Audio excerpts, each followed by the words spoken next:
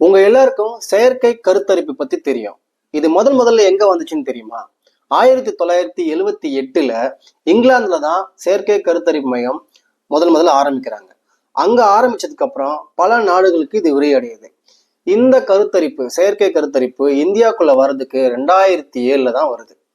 அதுக்கப்புறம் 2025 இந்த காலகட்டம் வரையும் கிட்டத்தட்ட 40ல இருந்து 80 லட்சம் குழந்தைகள் பிறந்திருக்கு.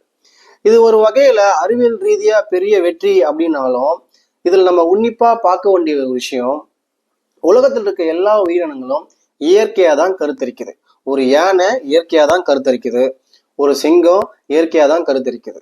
மனித இனமான நம்ம தான் இயற்கையா கருத்தரிக்கக்கூடிய சக்திகளை தொடர்ந்து இழந்துகிட்டே வரனால இந்த செயற்கையா கருத்தரிப்பு விஷயத்த தேடி போக வேண்டிய விஷயம் இருக்கு.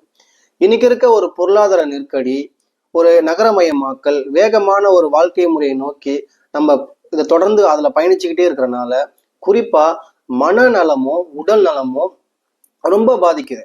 குறிப்பா இந்த குழந்தை பிறப்பு சம்பந்தமான டாக்டர்கள் என்ன சொல்றாங்கன்னா, ஒரு குழந்தை பிறக்கிறதுக்கான ஒரு விஷயமா மட்டுமே ஒரு ஆணும் பெண்ணும் இணையிறது அப்படின்ற ஒரு செயற்கையான விஷயத்த செஞ்சா இந்த இயற்கை முறையில கண்டிப்பா நடக்காது.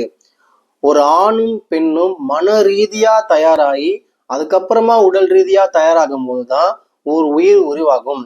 இந்த விஷயத்துல நம்ம புரிஞ்சுக்க வேண்டிய ஒரே ஒரு விஷயம், இன்னைக்கு இருக்க காலகட்டத்துல நம்ம மனசும் உடலையும் ஆரோக்கியமா வைக்கக்கூடிய எந்தெந்த விஷயம் இருக்கோ அதெல்லாம் நம்ம ஃபாலோ பண்ணாலே கரெக்டா நம்ம இயற்கை ரீதியா கருத்தரிக்க முடியும் அப்படின்றதுதான் இதுல இருந்து நம்ம தெரிஞ்சுக்க வேண்டிய ஒரு விஷயமா இருக்கு. நன்றி.